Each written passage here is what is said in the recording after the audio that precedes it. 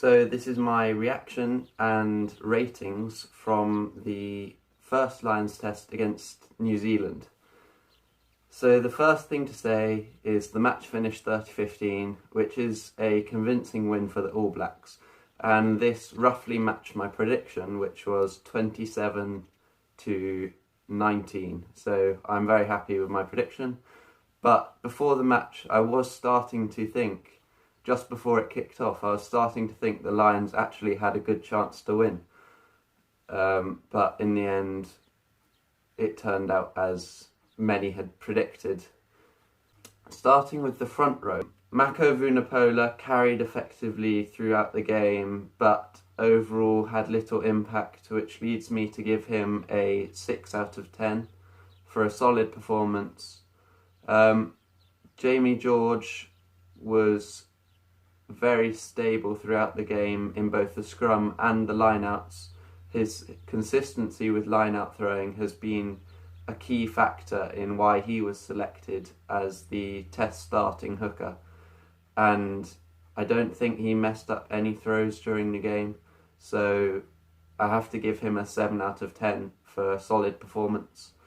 Tadhg Furlong, in a similar way to Mako Vunipola, did have some good carries, although made little impact on the game as a whole. He was again solid in the scrum, but never looked like destroying his opposite number. In the second row, Alun Wyn Jones, who was a controversial selection over Maro Itoje, seemed to struggle a bit during the game. He was behind the pace quite often and lacked the agility of Maro Itoje. This leads to me giving him a 5 out of 10. This was particularly seen in the lead up to the All Blacks' first try, when there was a penalty conceded and he wasn't able to get quickly into the defensive line at times during that sequence. George Cruz was effective in the second row. He made a number of big carries and was getting around the pitch well. There were problems with him. He made a knock-on and he had the ball stripped, and he also went alone on one occasion and got turned over. So he overall lost the ball for the Lions 3 times, and whilst he was effective in defence and in the scrums, this leads to me downgrading him to a 6 out of 10. In the back row, Sean O'Brien, one of the try scorers, had a very effective game with lots of work rate, which is what you expect from Sean O'Brien. Lots of tackles, plenty of carries, getting around the pitch well, and he was quick to support players when they made line breaks, which led to him scoring his try, and also almost led to a try very near the end. So his support play and work rate was good, which leads to me giving him a 7 out of 10 for an overall well-rounded performance, although perhaps he could have given a couple more offloads when he did make the breaks. Peter O'Mahony isn't the kind of player who will have as high a work rate as someone like Sean O'Brien, and so what he contributed was a few big carries, good leadership, and providing good support for runners in normal phase play. So he had a solid game, but again, there were no outstanding contributions from him. He was a good jumper in the line-out, of course, which can be expected, but he didn't manage to make any turnovers in the line-out. So I'm giving him a 6 out of 10. Taulupe Faletau carried well and got round the pitch well, as you'd expect from him. He's a very mobile number 8 and powerful as well. He was another who failed to have a huge impact on the game, and so I'm going to give him probably another one who gets a 6 out of 10. Conor Murray was perhaps one of the standout starters for the Lions in his performance. His box kicking was something that was talked up a lot in the New Zealand media in particular before the game, but also in the British and Irish media. The game started and straight away Conor Murray was putting up high, long, contestable kicks, which were causing lots of problems for Ben Smith and Israel Dag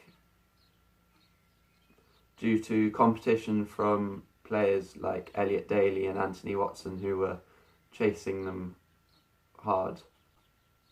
This gave the Lions a good base for progressing up the pitch during the match and getting territory.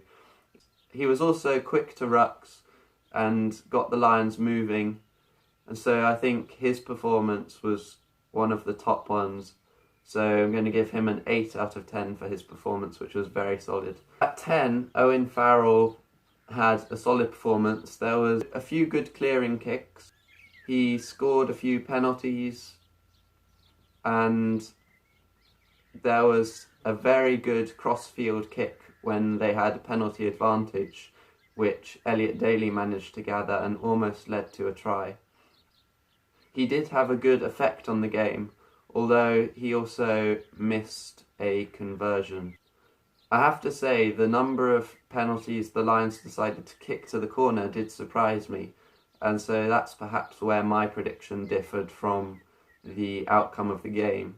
I think the Lions realised that if they wanted to beat the All Blacks, they would need to score tries and not just notch up the penalties. But overall, Owen Farrell, for me, gets a 7 out of 10 for a solid overall performance with a few touches of magic, but lacking complete perfection from the tee. In the centres, Ben Teo did exactly what he's been doing the whole tour. He was regularly the first choice receiver from set-piece ball to carry into the All Blacks midfield. And he did this effectively with powerful running and strong lines, although, as we expected before the game, he was unable to make the sort of inroads that he did against the provincial teams. So whilst he was an effective player for the Lions, he was not able to have the impact on the game that he might have liked. So overall he gets a 7 out of 10 from me. Jonathan Davis, alongside Conor Murray, was perhaps the other standout performer in this game. He made a break which was very similar to his break against the Maori All Blacks, where he ran an outside arc, similar to what Jonathan Joseph has done for England, cutting between a forward in the back line and his opposite number. He also provided good support, which led to Sean O'Brien's try, and was in support for another opportunity which almost came off. Overall, he perhaps was the one giving the Lions a certain amount of cutting edge, and he was involved in all of the best moments for the Lions where they looked like scoring tries. So I'll give him 8.5 out of 10, and he's probably my Lions man of the match. The wingers did have a very good game coming off the back of being the in-form players, with Elliot Daly demonstrating his pace in the run-up to Sean O'Brien's try, and also getting in support of play whenever breaks were being made. However, he was caught out on a couple of occasions, and both resulted in tries, sadly for him. The first came for the All Blacks' first try, where he was left out wide on the left wing, covering two men in about 20 metres of space. From a tap penalty which was taken on the other side of the field, quick hands from Aaron Smith and Israel Dag led to the ball getting all the way out to the All Blacks hooker, who had plenty of room to beat Elliot Daly on the outside. This was probably not his fault and was more due to a lack of speed in the Lions' reactions to the tap penalty, but he should have been trying to cool players over into the space. The second came for Rico Ioane's final try, and it was just a case of being outpaced by the All Blacks winger. This again led to a try, so it looks bad on Elliot Daly, but ultimately there was very little he could do about both of these scenarios, so they can't take too much away from his overall match rating, so I give him a 7 out of 10. Anthony Watson, on the right wing, made a couple of very significant contributions to the game.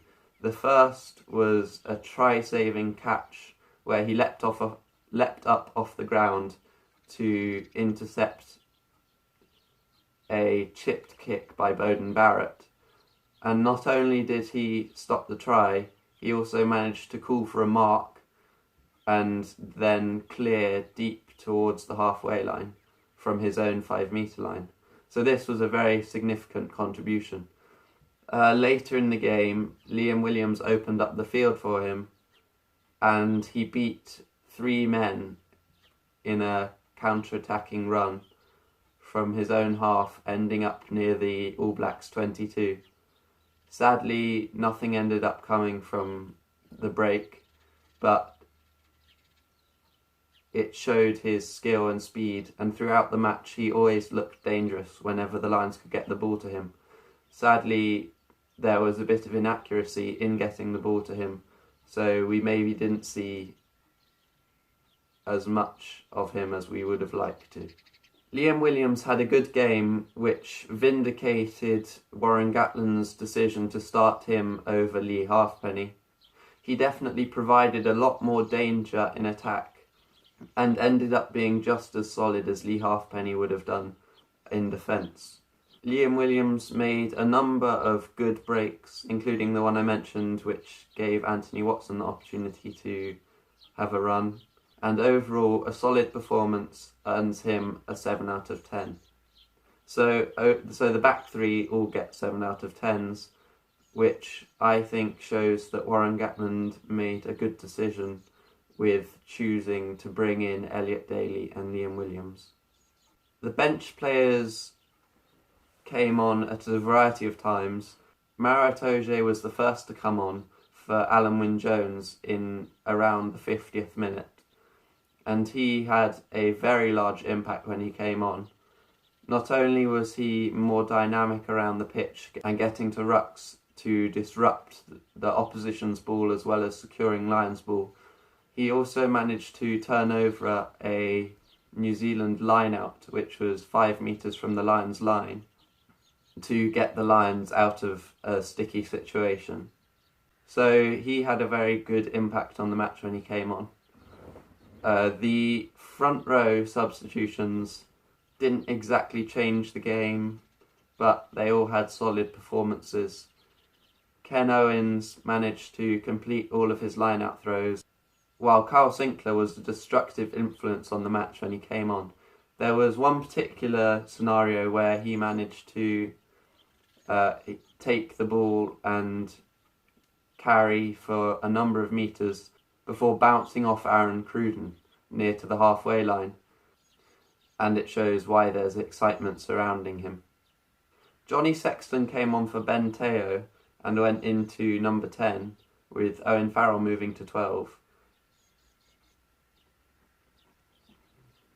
This led to a reshuffle, and I think Warren Gatland was hoping to just change the flow of the game a bit. In the end, he was unable to change the result, but he did have a positive influence with his carrying to the line, and Sexton and Farrell's combination allowed the Lions to go either way from central areas on the pitch, which caused more confusion for the All Blacks defence. Sexton was also solid in defence, so that reduces concerns about replacing Ben Teo with Sexton, which might cause a loss in defensive power. Rhys Webb was another very effective replacement, but this mainly came down to his final contribution, which was to score a try in the last play of the match by darting round the corner. He also kept the tempo up, which you would expect from a fresh scrum half off the bench, and so overall he had a very positive impact on the match. The final substitution was Lee Halfpenny for Liam Williams. This did not change the game much at all. Lee Halfpenny didn't have much time and from the back of the field was unable to shape the game. Overall, the Lions gave a promising performance, which will give hope to supporters. They created plenty of opportunities to score tries, but the clinical finishing of them was a bit lacking.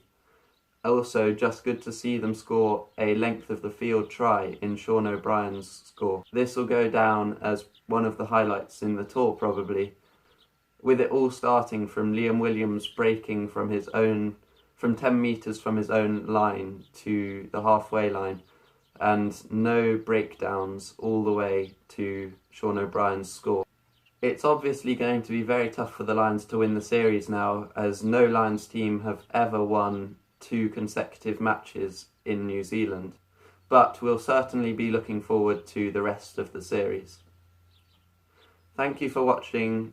Feel free to like, comment and subscribe to me. I'll be making plenty more videos this summer.